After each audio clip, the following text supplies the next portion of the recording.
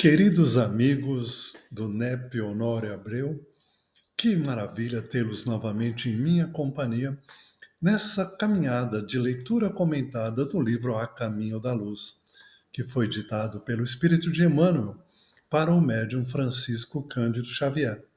Hoje daremos continuidade ao capítulo 18º, Os Abusos do Poder Religioso, na sua segunda e última parte. Que possamos ter uma leitura bastante agradável. Francisco de Assis. Os apelos do alto continuaram a solicitar a atenção da Igreja Romana em todas as direções.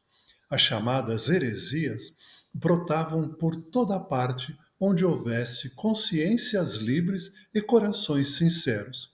Mas as autoridades do catolicismo nunca se mostraram dispostas a receber semelhantes exortações.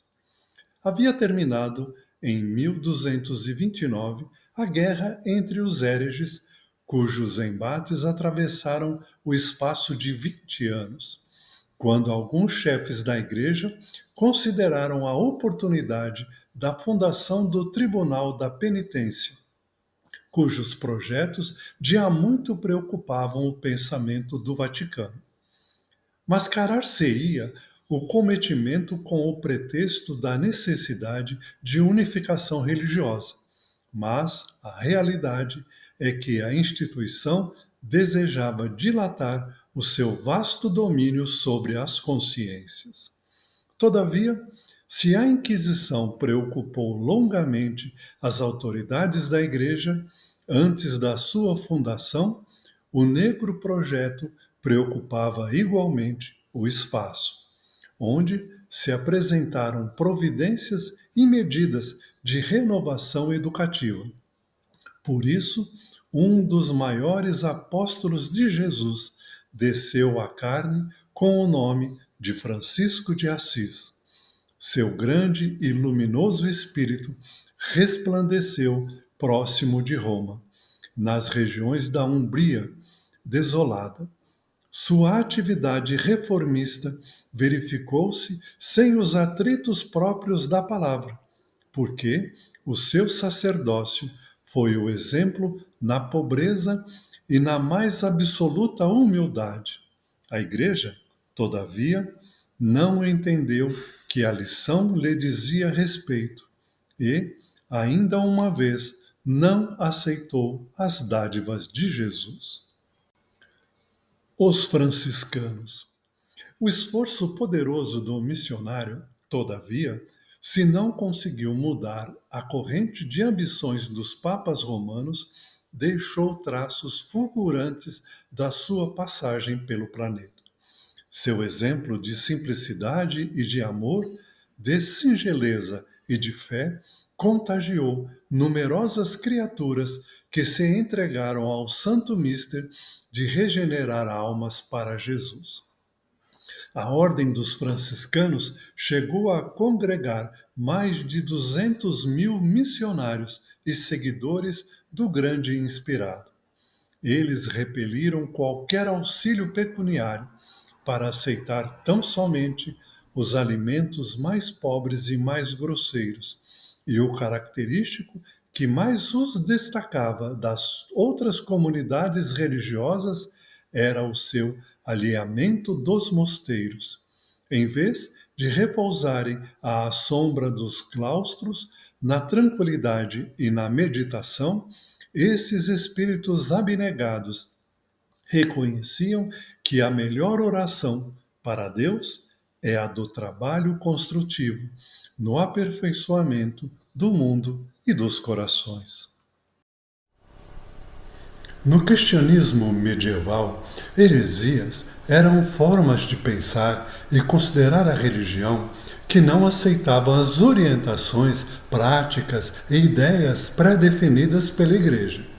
As heresias podem distorcer os pontos principais da doutrina cristã. Naquela época, seriam a Trindade, o Senhor Jesus Cristo, o Espírito Santo, a natureza humana, o pecado, a salvação, a origem e o destino dos homens. Todas as vezes que se pensava contrário a estes princípios eram consideradas heresias.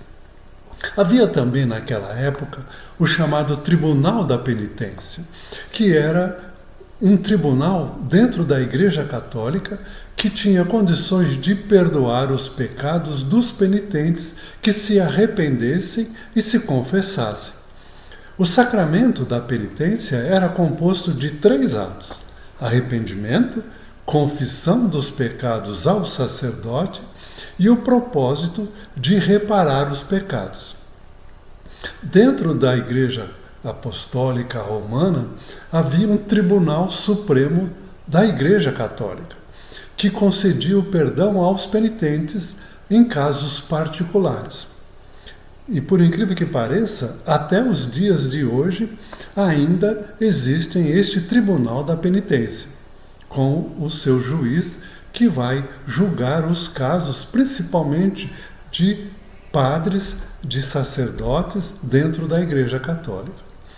Todo este movimento preocupava demasiadamente os espíritos protetores, trabalhadores do Cristo no orbe terreno. E assim, Jesus convocou um dos seus mais amados, dito pelo próprio profeta, pelo próprio apóstolo, para que retornasse ao plano físico com a tarefa de alertar todos os postuladores da Igreja Católica, os sacerdotes, os bispos, os cardeais e inclusive o Papa, com relação aos desvios que estavam sendo cometidos contra a Igreja Católica, contra os ensinamentos de Jesus. Foi assim que Giovanni de Pietro di Bernardone, entre 1181 e 1182, nasceu na região de Assis, conhecido como Francisco de Assis. Um livro muito bom do médium João Nunes Maia, psicografado pelo espírito de Miramês, fala sobre Francisco de Assis e nos alerta que este apóstolo querido era João, o evangelista, que foi convocado por Jesus a vir dar uma sacudida nos preceitos e no comportamento dos religiosos.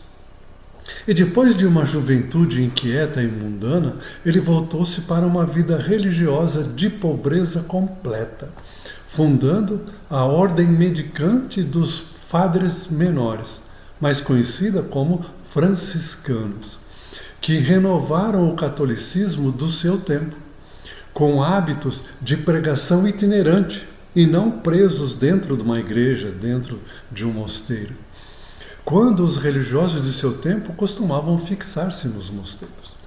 Com sua crença de que o Evangelho devia ser seguido à risca, imitando-se a vida do Cristo, desenvolveu uma profunda identificação com os problemas de seus semelhantes e com a humanidade do próprio Cristo.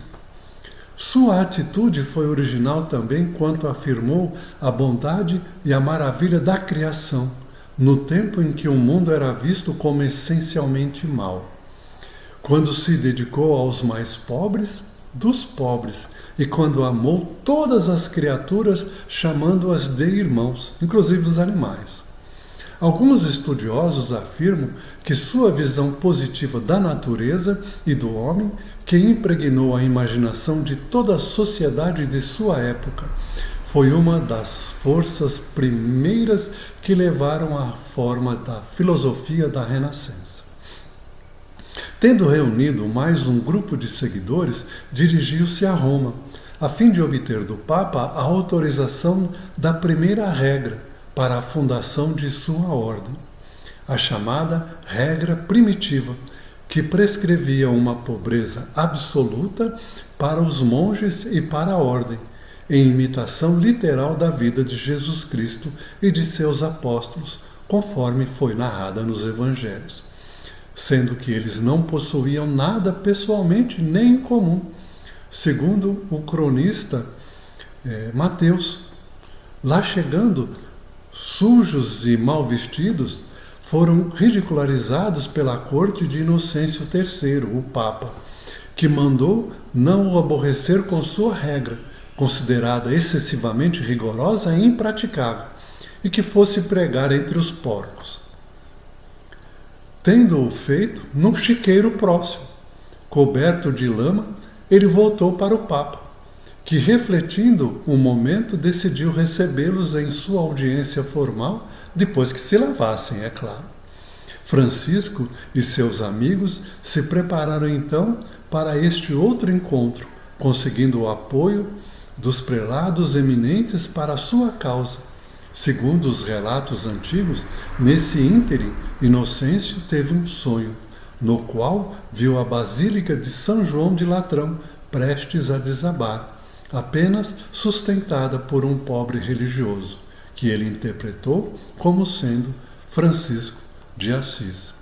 Com a recomendação favorável, eles fundaram a Ordem dos Franciscanos. E entre os irmãos era proibida toda observação de hierarquia, salvo para com os superiores indicados regularmente e com o Papa.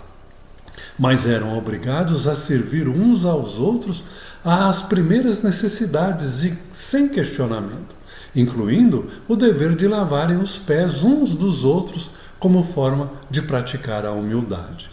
Não deviam expressar críticas ou emitir julgamentos, nem entre si, nem dirigi-los para as outras pessoas, nem combater os heréticos.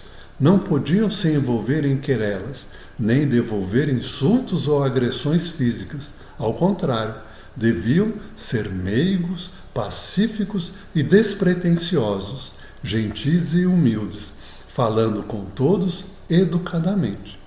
Francisco foi o primeiro na história do cristianismo a chamar sua comunidade de fraternidade.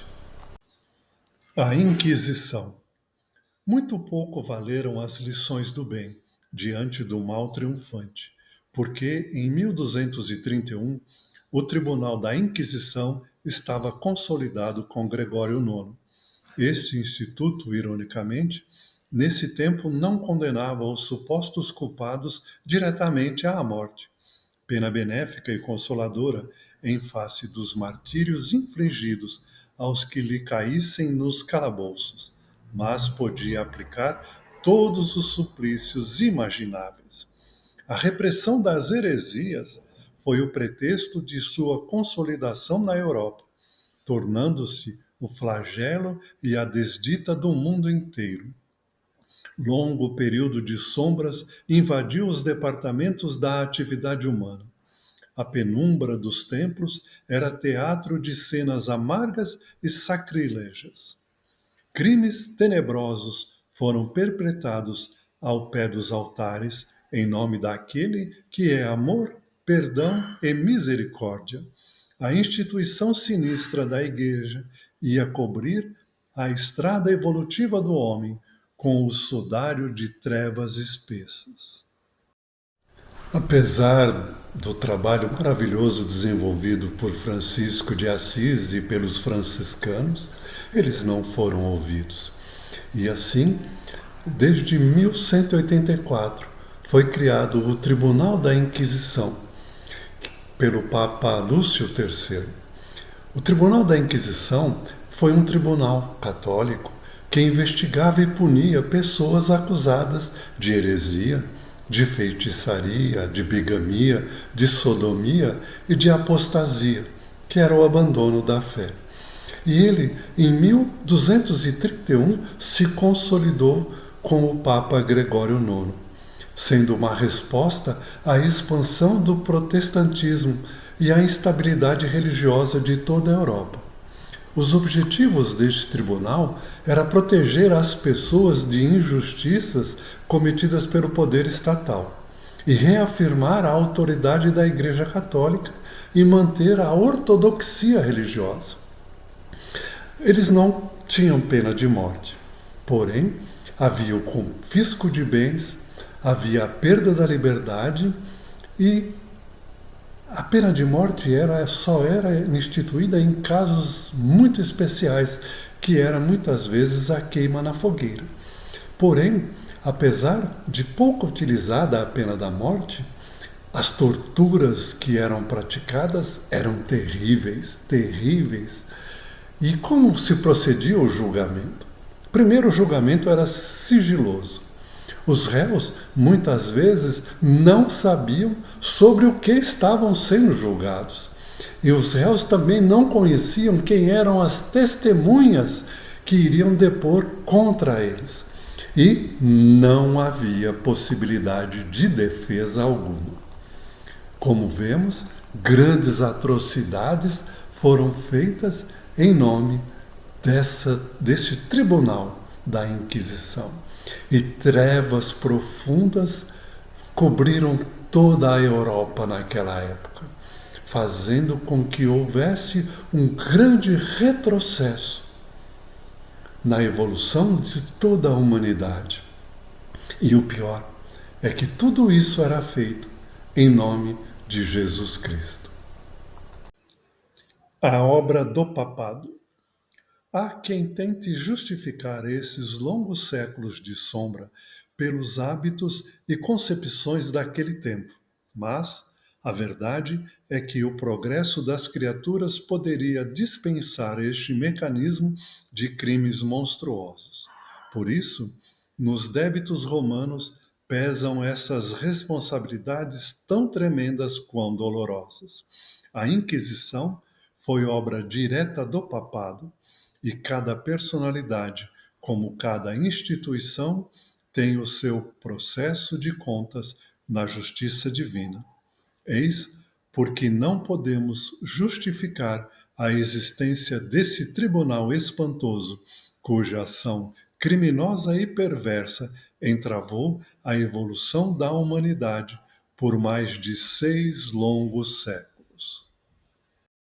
Muitos historiadores, estudiosos, tentam justificar tudo o que foi feito durante este período negro da Inquisição. Muitos colocam os motivos e que era necessário, naquele momento crucial, este movimento da Inquisição. Porém, queridos amigos, nada justifica tanta crueldade, tantas pessoas inocentes que de uma forma muito traiçoeira eram acusados de hereges, eram acusados de feiticeiros e assim perdiam todos os seus bens que iam para a igreja. E muitas vezes, por rixas pessoais, por objetivos muito egoístas, eles eram acusados de hereges e passavam por torturas, por processos violentíssimos que ninguém conseguia superar e acabavam confessando os crimes que não haviam cometidos como forma de terminar este processo. Porém, a justiça divina é perfeita, ela é soberana e a figura do Papa não pode ser amenizada no seu papel cruel, no seu papel de violência que provocou para toda a humanidade. E muitas figuras nobres daquele período passaram séculos e séculos em processos dolorosos para recuperar, para reconstruir e para limpar a sua ficha destes crimes cometidos de forma tão cruel, tão distante dos ensinamentos do Cristo.